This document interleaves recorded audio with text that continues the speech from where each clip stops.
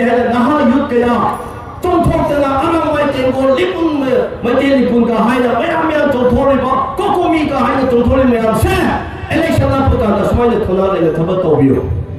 तुमिना लेबिगनो election दा पैसा कना लोइ लावे सिगी तिंगबै लावे ना गसिगी चोंथोककुम चोंथोपियो मधु वाला मणिपुर दो तसेंग नुसिबनी मणिपुर कनगदबने जे अखोइना थाजगनी को अखोइना तो थाजगनी अदुगा इलेक्शन लापु कना तुमिना लेम खरब ताबदी मखोइसु अखोइना यावय अखोइनासु क्वेश्चन हाइबरा रेप फोर्स हाइबरा अमा आरए को रा हाइबरा रपी हाइबरा रेप फोर्स हाइबरा खंगे आई खंगे रेप होइदा माले साले रेप तोरगनि टेक्सिलो को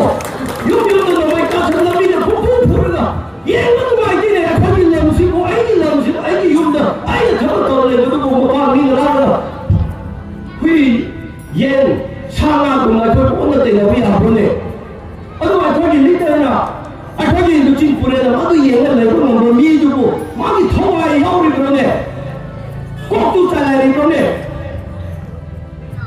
नो लेंगा कागरपा मयाम की लुचिन पुरे ओइबा हाइबसिदि मयाम कमाइने इंग चिंग लेहनगनि इमाइ बेस कमाइने आइना अखोइना प्रोटेक्ट पिगनि नुसि चालना कमाइने लेहनगनि हाइबगि माबु लुचिन पुरे लेंगा तबगि ngaw हाइबनि ने सिक्युरिटी पुलिस थंबो मयाम से अखोइबु फतबो मीना पानी लारगांदा अखोइबु फतबो तबु गांदा अदु मा थोंनिङाइगि प्रोटेक्शन फोर्स ओइना थंबले अखोइ मसेंबु फुरु हाइबनि नते मी लाक अमनि तिलो आई मथक्ता आई लेवल गाय हाई आई कम के कासु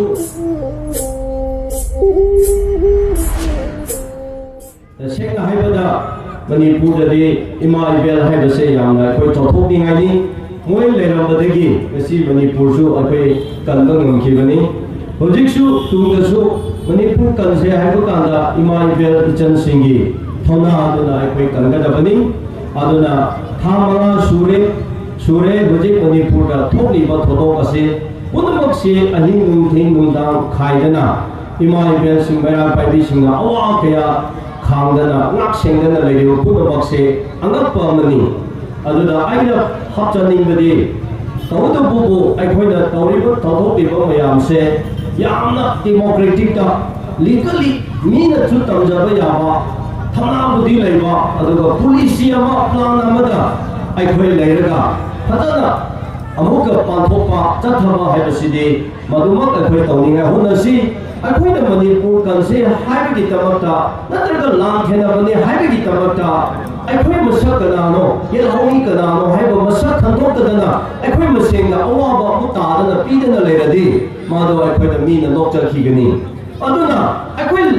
लम कनसी अखोइ येलहोमी कनसी अखोइ लान ngमनिङाइ होनसि चुमी अदुबो पुनमक अदो मसक अखोइ खंग तरगाले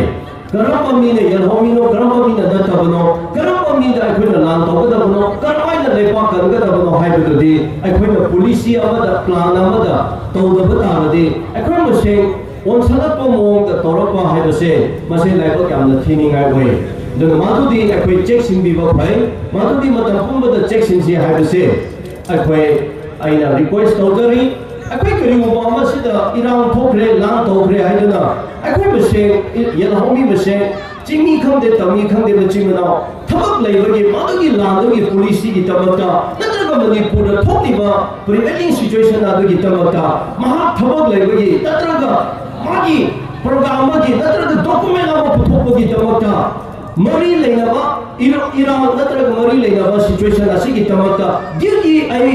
मा खंदे चचरिबा मिवे अदुदा लमीदा थतना चाहनबा नत्रगा लमीदा थखिबा हाइबदुदी कनागी मांगजबनो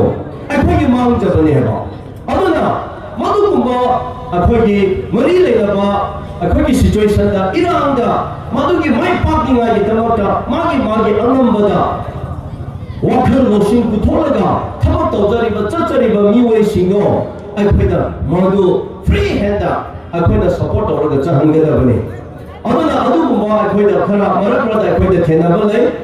अखोइदा टीवी दे डिस्कशन चटके हाइबो कांदा लंबीदा थखिबा टीवी दे यावुं ngमखिदबा अमुक डिस्कशन तौरगा युम हनबा कांदा फरक ताना assume लंबीदा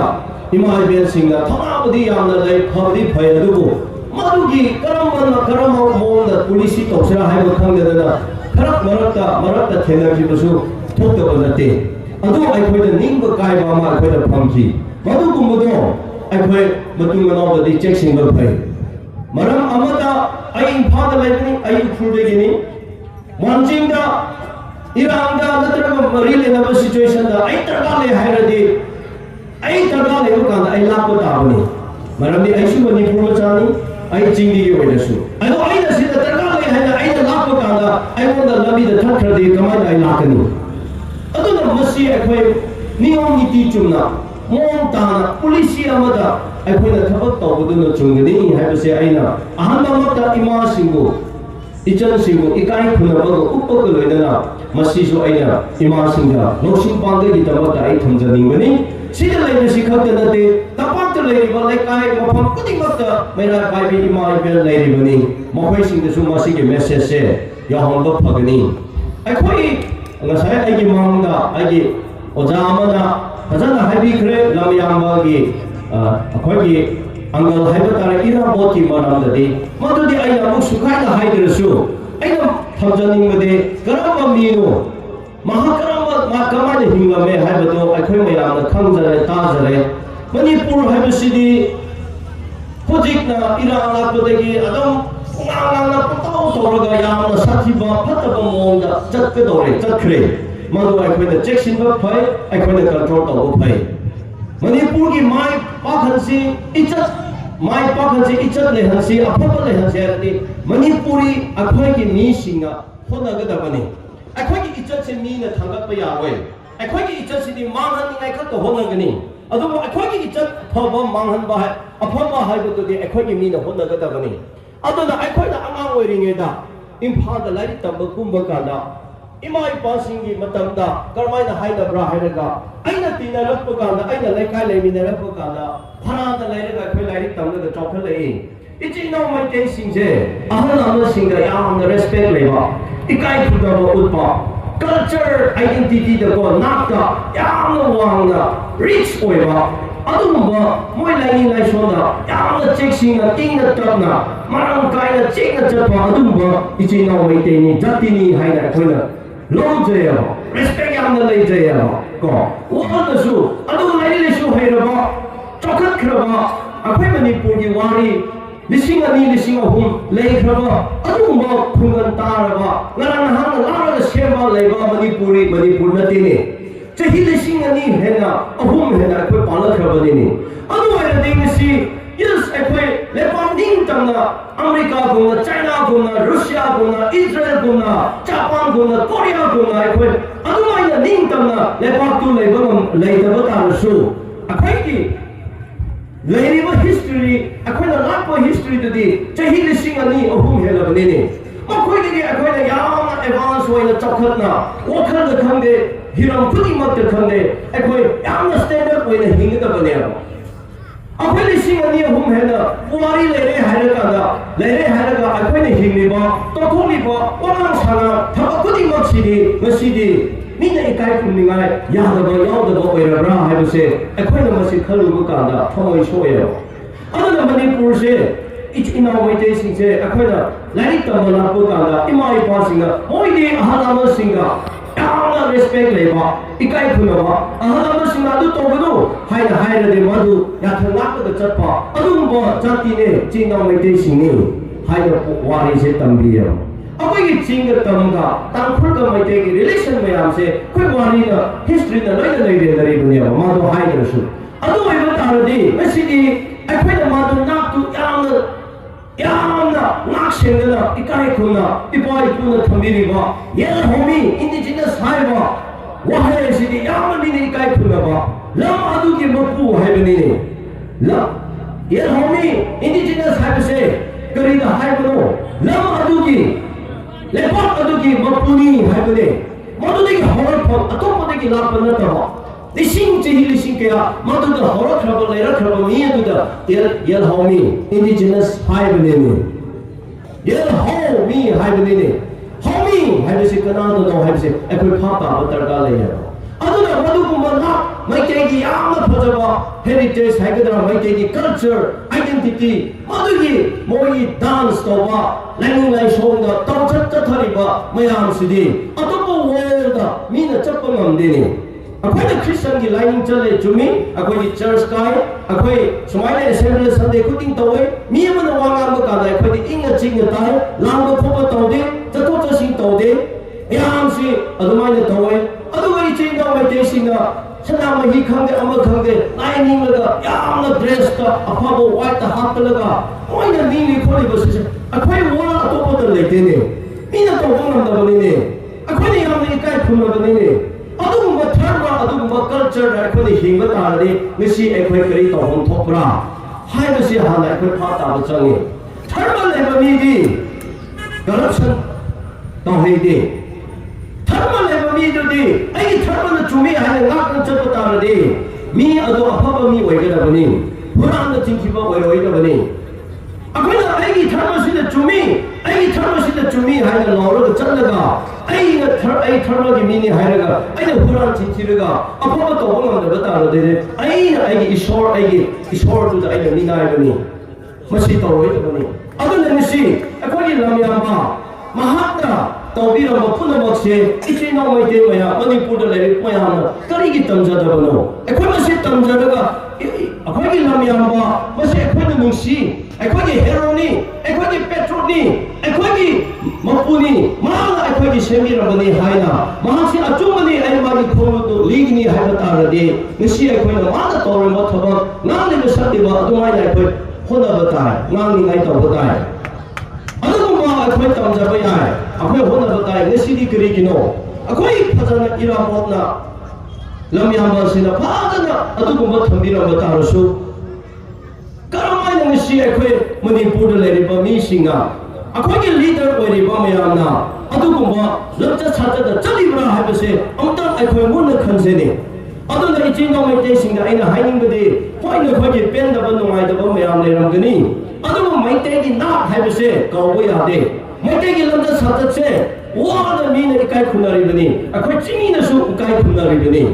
adu ngasi to thorogli ba thobok sida naha gi matam sida hana ipai puna chanambagi khoncha tuga hochi kan gi khoncha se kidam tongang pa khenara pogumna akhoi no ubase laiba kam na thi thomai nuai te ipai puna chanamba lamcha chata madu akhoi chapka da bane ngaka da bane ko aduna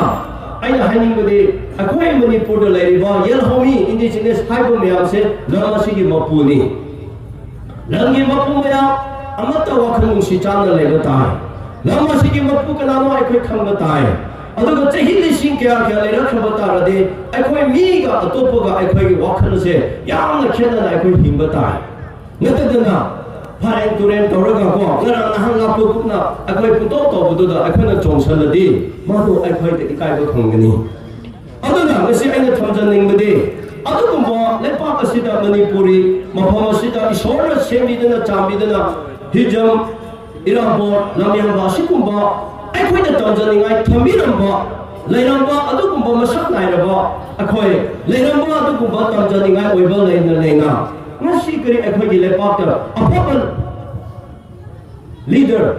akhoi apapal luchin puren putupa ngandari bano haibase mi khudi mana hangada bani apapal lepa sense haradi apapal luchin puren akhoi thamba tai leiba tai apapal luchin puren leiba thamba ngamdadana khanba ngamdadana aigi lepa apapal sengani haradi godomai da su thajaganu madu akhoi gi tharma na yade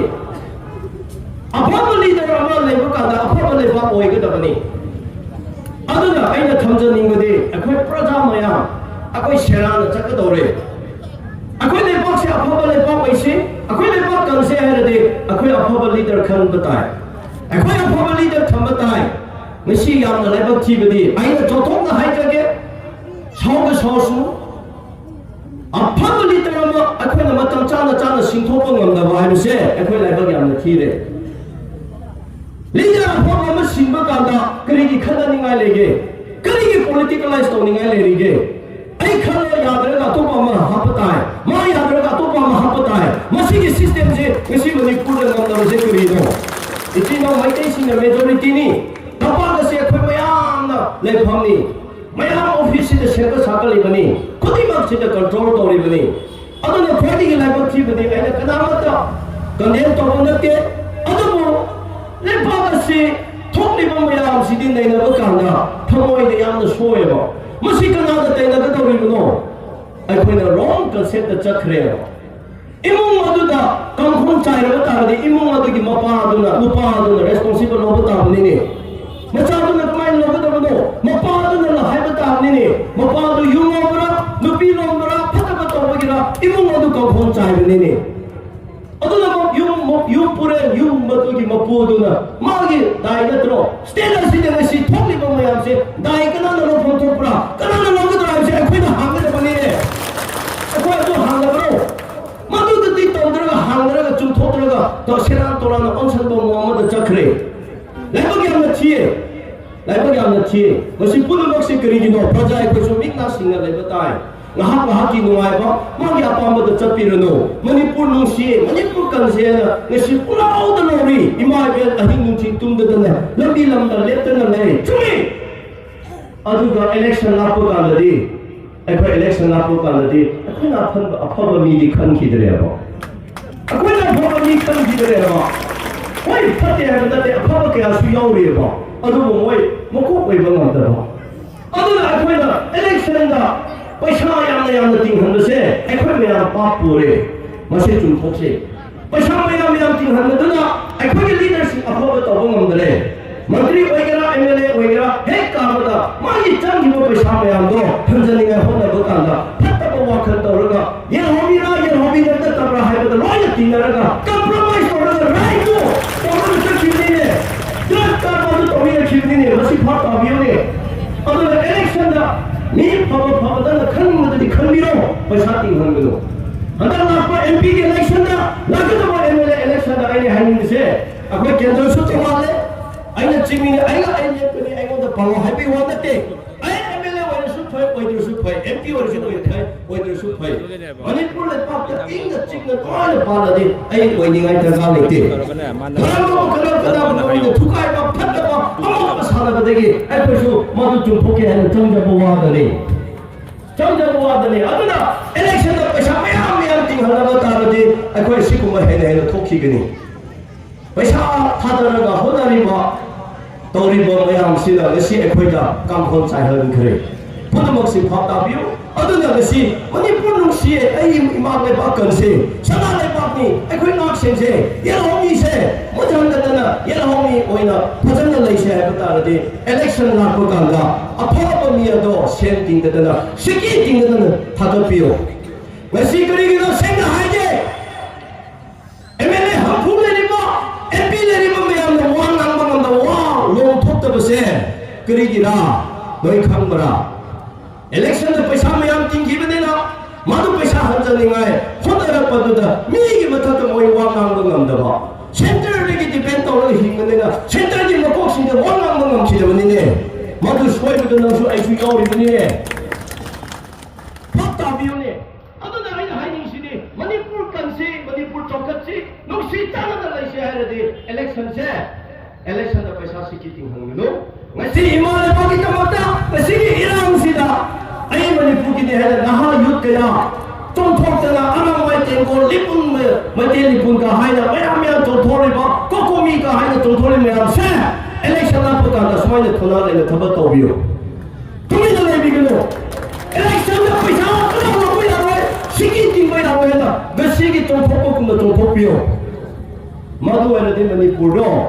तसेंग नुसिबनी Manipur कंगदबने जे अखोइना थाजगनी को अखोइना तुम थाजगनी अदुगा election लापो कंदा तुमिना लेम खरबा तादि मखैसु अखोइना यावय अखोइनासु question तौगनी अदुना नुसि Chanana लेमिनसि यलहोमी कंसेनदे ना आई खाइदे यलहोमी मया अखोइ वा तानगदबनी आइना चुम खरांगालगा आइबु हाकनी फुगनी थे तौबतारदे कमायना फै नुसिनगनी कमायना यलहोमी कंगनी जिंगमी वगैरा तंगिमी वगैरा यलहोमी मखे अचुम्बा फबा नाम मिदो इमान फै कंगदबने नखैना फुथांगदबने गसी मणिपुर दा यलहोमी मेना मैते कया चिंगमी कया मी अफा फबा नागा मैते कया लेरिना 왕강 거 야하는데 기억해 아좀 왕강 야하더래 아좀 왕강 미도 파게 하게는 나한테 달라래 MLA 말한다 아좀 아파가 미요리에 뭐이 놈들 그래 그러기도 아시리 마싱가 그날로 그날로 아파가 좀 미도 또그도 아카도 또 그게 하요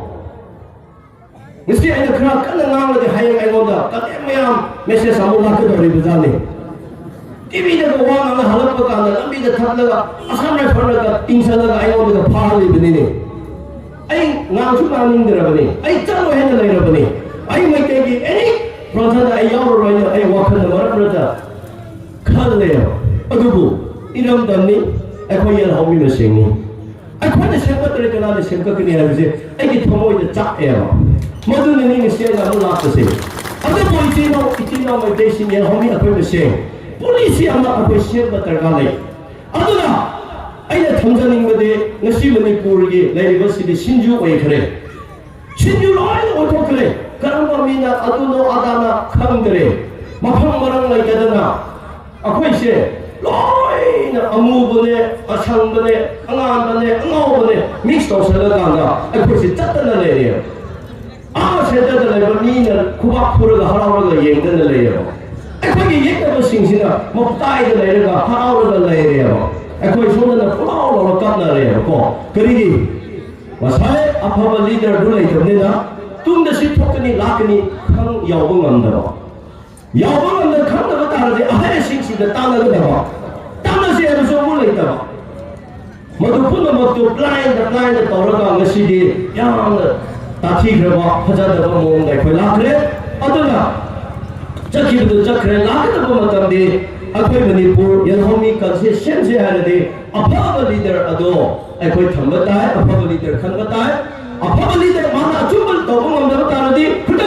सिनबता है लीडर खनब की तबका पॉलिटिकलाइज तो बिगदो खदा बिगदो मसी फते हारे फते दु थंगसे अफाब थंगलसे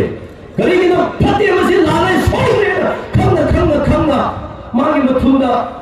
마기 부리다 세다 나가가 내리듯이고 그리 짜고 방막이노 그리 까다고 방막이노 또 분비하네 시기가 앞에 성능이야 디베 동세야 야디야 시비니 kursi 소마좀 다치면 받아들여 해볼까 그거 뭐 government에 떠오르가 에코미야 뭐 와리 사고 내리게네 너무 보험이시고 미팅 거불 내대네 와리 사고 내대네 어느 너 거기 어때 포함하네 와리 사들에 police 내대네 그만 여기도 보네 이마에 변다 컨디오네 와리 사비요 머니푸르 내리마 트라이 코디마 커뮤니티 코디마 야라미 코디마 아무도 보는 와리 사세야지 government 에코는 나로 보세 क्या 그렇게 아이디 하에나 Mesti power tahu sudah. Chief Minister na Governor na Minister na ketua meeting kau orang berbu. Aduh kalau ini pun terke, anda happy onde. Kalau ini dalam terus, kalau ini di terus. Madu kan sini, lam tahu macam sini, yare ni, example dah. Itu पैसा kan betul ni. Aku ni पैसा di lagi kerana. Aduh polisi ki makar lalu itu. Ia lalu pun deh hai, pun ingat macam kerana sendiri. Government have a lady city. Imai ben maya moaraga. Shimai paraga torisigo. Lengang leka begini ni, lengang leka torisigo. Aku ini sekarang nak cakap si pembuat ini nak dia. Ha, TV dah, Facebook dah, net dah yang betul. Tunggu ya ini. Raf Hybra, Rap Force Hybra, ama RF go. Raf Hybra, Rapid Hybra, Rap Force Hybra kami. Ayo kami ada Rap, orang kita malah. Kalau ada Rap, orang kita cek silo tu. Yuk tu nama kita sebelum ini pun dah. Yang mana macam ini? Aku ni lah musik, ayo yuk dah. Ayo kamu tahu le, betul bukan orang ni lah. Hui, yang sangat guna tu pun ada yang lebih apa ni? Aduh, aku ni leader na. Aku ni tu cing pura na. Aduh, yang ni lepas nombor ni tu pun. Mami tahu ayah yang ni pura ni. Kau tu cakap ni pura ni. No, lengan angkat apa? Mayang di lucin pura ubah habis ini. Mayang kemana ingat cing leher gini. Imai biasa kemana ayah apa yang protect begini. Musi calon kemana leher gini. Hai begini. Mahu lucin pura lengan tu begini ngapa hai begini. Security police tambah mayang se ꯑꯩꯈꯣꯏꯕꯨ ꯐꯠꯇꯕ ꯃꯤꯅ ꯃꯄꯥꯟꯗ ꯂꯥꯛꯑꯀꯥꯟꯗ ꯑꯩꯈꯣꯏꯕꯨ ꯐꯠꯇꯕ ꯇꯧꯕ ꯀꯥꯟꯗ ꯑꯗꯨ ꯉꯥꯛꯊꯣꯛꯅꯤꯡꯉꯥꯏꯒꯤ protection force ꯑꯣꯏꯅ ꯊꯝꯕꯅꯦ ꯑꯩꯈꯣꯏ ꯃꯁꯦꯟꯕꯨ ꯐꯨꯔꯨ ꯍꯥꯏꯕꯅ ꯅꯠꯇꯦꯅꯦ ꯑꯥꯔꯊꯥ ꯈꯪꯗꯔꯅꯦ ꯄꯨꯂꯤꯁ ꯍꯥꯏꯕꯁꯤ ꯀꯔꯤꯒꯤꯗꯃꯛꯅꯣ ꯁꯦꯀ꯭ꯌꯨꯔꯤꯇꯤ ꯍꯥꯏꯕꯁꯤ ꯀꯔꯤꯒꯤꯗꯃꯛꯅꯣ ꯅꯍꯥꯛꯀꯤ ꯇꯦꯛꯁ ꯃꯌꯥꯝ ꯐꯪꯂꯤꯕꯗꯨꯅ ꯃꯣꯏ ꯇꯣꯂꯣꯞ ꯄꯤꯔꯤꯕꯅꯤꯅꯦ ꯅꯪꯅ ꯑꯩꯕꯨ ꯑꯐꯕ ꯃꯤꯗꯨꯕꯨ ꯉꯥꯛꯁꯦꯔꯣ ꯍꯥꯏꯕꯅꯤꯅꯦ ꯉꯁꯤꯗꯤ ꯑꯐꯕ ꯃꯤꯗꯨ ꯐꯥꯔ ꯐꯨꯔꯤꯅꯦ ꯀꯦꯔꯛ ꯀꯥꯞꯂꯤꯅꯦ ꯁꯤꯕꯨ ꯂꯩꯉꯥꯛ ꯂꯩꯔꯤꯕ꯭ꯔꯣ ꯁꯤꯕꯨ ꯂꯩꯕꯥꯛꯁꯤ ꯀꯔꯝꯕ ꯂꯩꯕꯥꯛꯅꯣ ꯁꯤꯕꯨ ꯑꯩꯈꯣꯏꯒꯤ ꯂꯧꯃꯤ ꯂꯩꯔꯤ ꯍꯥꯏꯒꯗ꯭ꯔꯣ ꯑꯁꯤꯕꯨ ꯂꯩꯕꯥꯛꯁꯤꯗ ꯑꯩꯈꯣꯏ ꯄꯨꯟꯁꯤ ꯍꯥꯏꯕ ꯌꯥꯒꯗ꯭ꯔꯣ ꯑꯩꯈꯣꯏꯒꯤ ꯊꯃꯣꯏ ꯆꯥꯏ ꯋꯥꯈꯜ ꯆꯥꯏ ꯑꯁꯤ ꯏꯆꯤꯜ ꯏꯅꯥꯎꯁꯤꯡ ꯃꯨꯟꯅ ꯈꯜꯂꯀꯥꯟꯗ ꯆꯨꯝꯅ ꯇꯧꯁꯤ ꯑꯗꯨꯅ ꯑꯩꯅ ꯉꯁꯤ ꯂꯩꯔꯤꯕ ꯃꯅꯤꯄꯨꯔꯒꯤ ꯁꯤꯆꯨꯋꯦꯁꯟꯁꯤꯗ ꯍꯥꯏꯅꯤꯡꯕꯗꯤ ꯆꯨꯝꯃꯤ ꯂꯥꯟ ꯇꯥꯕ ꯍꯥꯏꯕꯁꯤ ꯑꯩꯈꯣꯏ ꯈꯛꯇ ꯅꯠꯇꯦ ꯄ꯭ꯔꯤꯊꯤꯕꯤꯒꯤ ꯍꯤꯁꯇ꯭ꯔꯤ ꯌꯦꯡꯕꯤꯌꯣ ꯂꯥꯟ ꯇꯧꯗꯔꯤ ꯃꯌꯥꯝ ꯂꯥꯟ ꯇꯧꯕ ꯃꯍꯧꯁꯥꯅꯤ ꯑꯗꯨꯕꯨ ꯂꯥꯟ ꯀꯔꯝꯍꯥꯏꯅ ꯇꯧꯒꯅꯤ ꯍꯥꯏꯕ ꯄꯣꯂꯤꯁꯤ ꯑꯃ ꯁꯦꯝꯕ ꯇꯥꯏ ꯄ꯭ꯂꯥꯅꯤꯡ ꯑꯃ ꯂꯩꯕ ꯇꯥꯏ ꯂꯥꯟ ꯂꯩꯔꯦ ꯇꯧꯔꯦ ꯑꯗꯨꯅ ꯄꯥꯈꯠꯂꯒ ꯐꯣꯇꯣ ꯇꯧꯕꯗꯨꯅ ꯑꯣꯏꯔꯣꯏ ꯂꯥꯟꯗꯨꯗꯤ ꯋꯥꯔꯜꯗ ꯑꯗꯨꯝ ꯂꯩꯕꯅꯤ ꯁꯤꯗꯒꯤ ꯍꯦꯟꯅ ꯂꯥꯟ ꯆꯥꯎ ꯁꯤꯗꯒꯤ ꯍꯦꯟꯅ ꯆꯥꯎꯕ ꯂꯥꯟ ꯂꯥꯛꯈꯤꯒꯅꯤ ꯉꯁꯤ ꯑꯩꯈꯣꯏꯅ ꯃꯃꯤꯠ ꯄꯟꯅꯤꯡꯗꯦ ꯖꯥꯇꯤ ꯑꯃ ꯇꯧꯅꯕ ꯋꯥꯅꯤ ꯈꯔ ꯂꯩꯔꯒ ꯕꯔꯃꯥꯒ ꯑꯩꯈꯣꯏ ꯇꯧꯅꯕ ꯐꯤꯕꯝꯁꯨ ꯂꯥꯛꯀꯅꯤ ꯕꯪꯒ꯭ꯂꯥꯗꯦꯁꯀ ꯊꯣꯛꯄꯁꯨ ꯑꯣꯏꯒꯅꯤ ꯁꯤꯗꯒꯤ ꯂꯥꯟ ꯍꯦꯟꯅ ꯆꯥꯎꯕ ꯑꯃ ꯂꯥꯛꯈꯤꯒꯅꯤ ꯑꯗꯨ ꯑꯣꯏꯔꯗꯤ ꯀꯃꯥꯏꯅ ꯇꯧꯒꯅꯤ ꯂꯥꯟ ꯉꯥꯛꯄ ꯂꯥꯟ ꯉꯝꯕ ꯍꯥꯏꯕꯁꯤꯗꯤ ꯀꯣꯛꯇ ꯂꯩꯕꯅꯤꯅꯦ ꯀꯣꯛꯇ ꯂꯩꯒꯗꯕꯅꯤ ꯄꯣꯂꯤꯁꯤ ꯑꯃ ꯇꯧꯒꯗꯕꯅꯤ ꯄ꯭ꯂꯥꯅꯤꯡ ꯑꯃ ꯂꯩꯒꯗꯕꯅꯤ ꯉꯁꯤꯒꯤ ꯆꯠꯊꯔꯤꯕ ꯂꯥꯟ ꯏꯝꯐꯥꯜꯒꯤ ꯃꯅꯤꯄꯨꯔꯒꯤ ꯂꯥꯟꯁꯤꯗꯤ प्लानिंग करीनो आई खंगे पुलिसी करीनो खंगे पुलिसी लेते प्लान लेते वहां क्या पावर प्लाव लोरी वहां लेकाय दा क्लब ऑर्गेनाइजेशन यामन करे में कैसे अमत पुंसन से लगा है हम की रागला पसेता क्लब है ना ऑर्गेनाइजेशन है ना ठोकरे कोई फाता दे अशाम गाय खाए रे अमन खा पुदमा अमन खाएगा अमन चट पे आद्रो कमाई नाम लगे तो बोलो कमाई ना कोई माई पाते तो बोलो असीदिको यामना थमोय कायनिंगै अदुगुम्बा तौबिगनु अदुना साइना हाइबदो चुमी लेबा कंसी यन हमी कंसी कमाइना कंगनी अखोय पुलिस अमा सेमसे मणिपुर लेरिबा यन हमी मया कमाइना तौसिरा हाइबा अखोय मीटिंग अमा कंथले फामा तौबताय कमाइना सिंगा तोकनी वइना खोना नार्कोटिक टेररिज्म हाइरे मिखराना रिफ्यूजी हाइरे मिखराना इलीगल इमाइग्रेंट हाइरे चुमे इलीगल इमाइग्रेंट ओइगेना रिफ्यूजी ओइगेना नार्को टेररिज्म ओइगेना पुनः सेना थोकनिंगाय एखोयगी पुलिसी करि लेरेगे स्टेट गवर्नमेंट कम पुलिसी सेम लगे ऑर्गेनाइजेशन कम पुलिसी सेम लगे अंत बुधोने एखोयसु कॉपी अमा पिरोने अदुदी लेते हबा अखोयना हाइबदि अदु लेसे हाइबनेबा अदुगा मसिना मिका फोकुदुने यारोय मसि एखोयगी लीडर नसाय हाइबदो तुंगी थोरकदब लाकदब खंबा यावो नंददो अफब लीडर है कौरोय नहाकी मागी नुवानिंगाई चप्पदो मपु ओइबदो लीडर ने है यारोय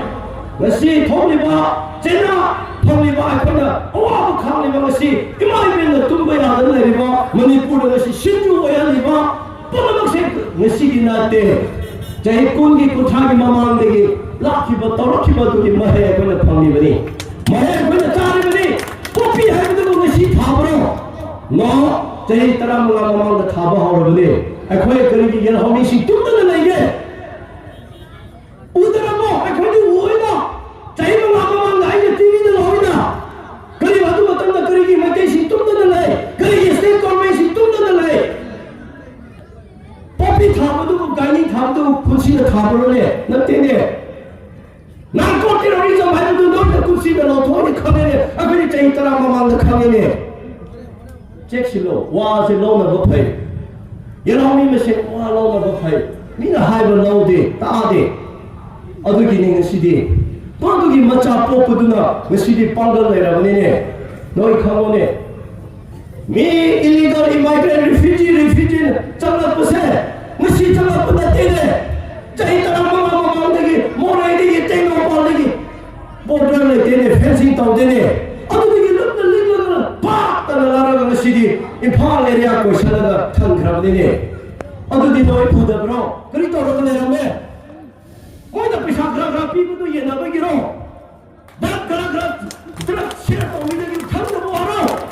ꯑꯩꯈꯣꯏꯗꯤ ꯈꯪꯉꯦꯅꯦ ꯈꯪꯉꯦꯅꯦ ꯑꯗꯨꯒꯤꯗꯃꯛꯇꯅꯦ ꯃꯣꯔꯦꯗ 1991ꯗ ꯅꯥꯒꯥꯒ ꯃꯣꯏꯒ ꯂꯥꯟꯊꯣꯛꯅꯈꯤꯕꯗꯣ ꯁꯤꯒꯤ ꯃꯇꯥꯡꯗꯒꯤꯅꯤꯅꯦ ꯅꯈꯣꯏꯅ ꯉꯁꯤ ꯈꯪꯉꯦꯅꯦ ꯉꯁꯤ ꯊꯣꯛꯂꯤꯕꯁꯤ ꯉꯁꯤꯒꯤ ꯅꯠꯇꯦ ꯍꯧꯖꯤꯛꯇꯤ ꯉꯁꯤꯗꯤ ꯌꯥꯝꯅ ꯂꯨꯕꯗꯤ ꯀꯔꯤ ngasi mina yalhami na tabasina ngasi plan toriba policy toriba punamakse ngasi ekoi yalhami na khamdrede another 5 years chahi tara ki matungda ekoi mo agani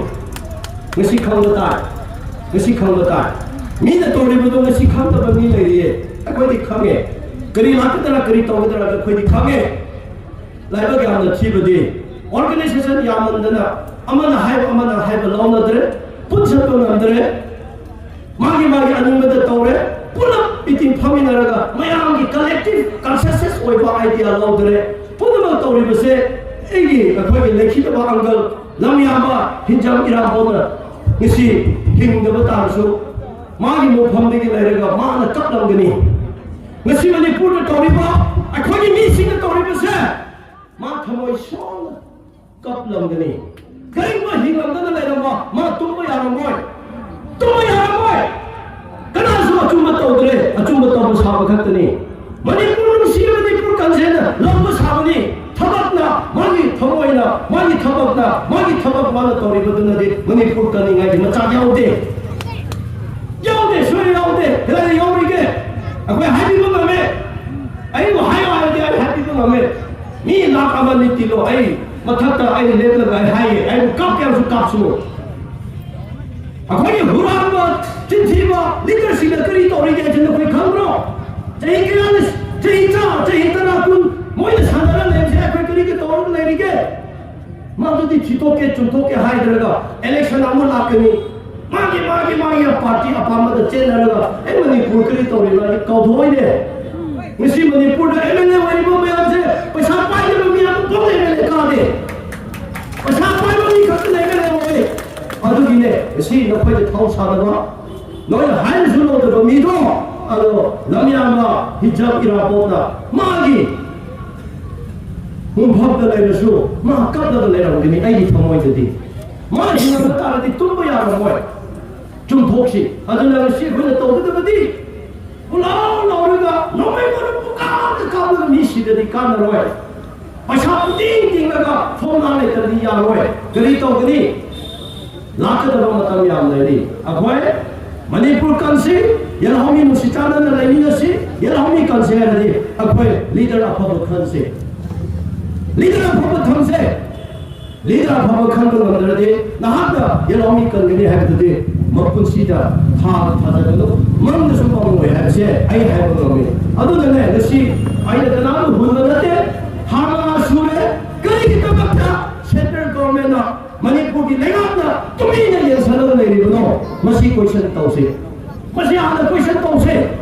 masi hada chumdok se ba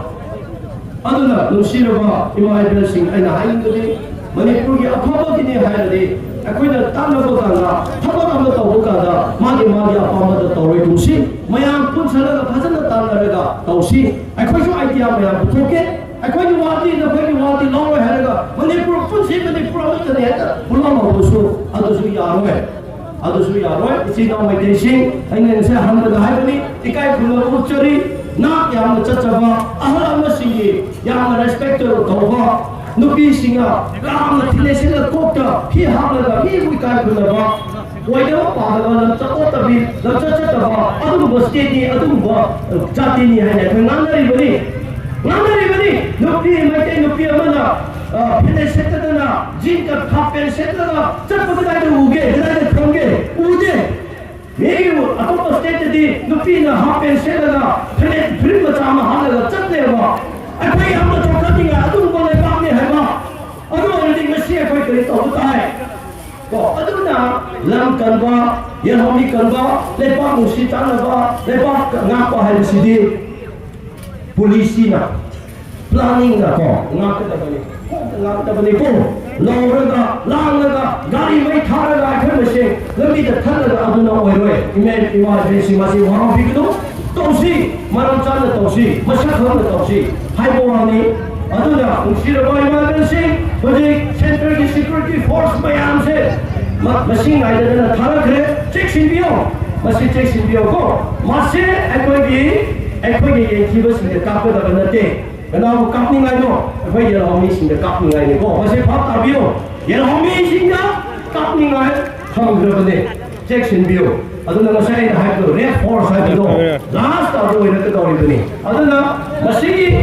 ꯐꯤꯕꯝ ꯑꯁꯤꯒꯤ ꯇꯥꯡꯀꯛ ꯇꯟꯖꯥ ꯌꯧꯔꯕ ꯐꯥꯎꯕꯗ ꯃꯅꯤꯄꯨꯔꯗ ꯂꯩꯔꯤꯕ ꯑꯊꯣꯔꯤꯇꯤ ꯄꯥꯏꯔꯤꯕ ꯂꯩꯉꯥꯛ ꯑꯗꯨꯅ ꯃꯄꯨ ꯑꯗꯨꯅ ꯂꯤꯗꯔ ꯑꯗꯨꯅ ꯇꯨꯃꯤꯟꯅ ꯂꯩꯁꯟꯕ ꯍꯥꯏꯕꯁꯤꯗꯤ ꯅꯣ ꯃꯥ ꯄ꯭ꯔꯖꯥꯗ ꯄꯥꯎꯈꯨꯝ ꯄꯤꯕ ꯇꯥꯏ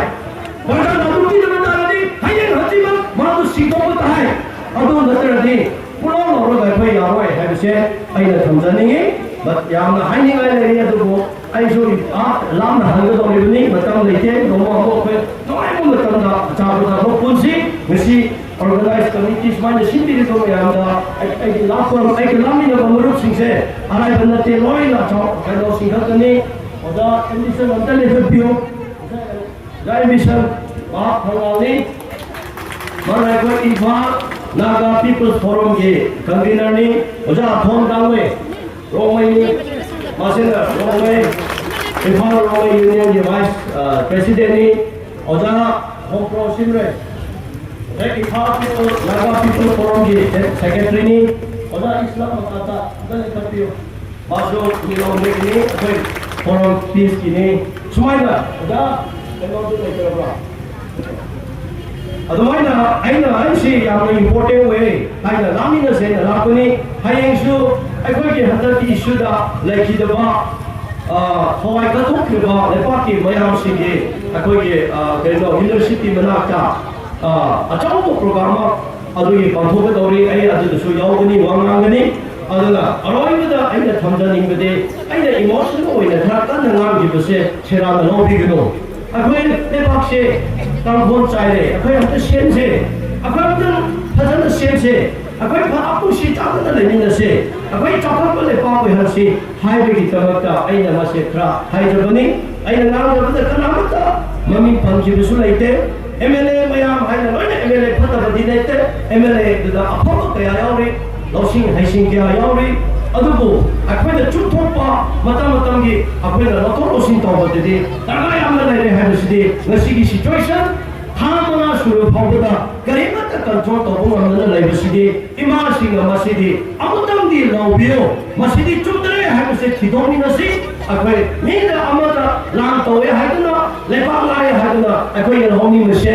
मसक खंगगा अखोइ तौसि हाइबसे अइना कन्ना मसि मयाम से थमजरगा अई हाइनिंग मंगानी बते आलेसु इमान इबेल मयाम देगी प्रजा मयाम देगी अइना इकाइ खुनो कुचबग लोइना बतामासिदा अइ बिदाय लौजरगे थैंक यू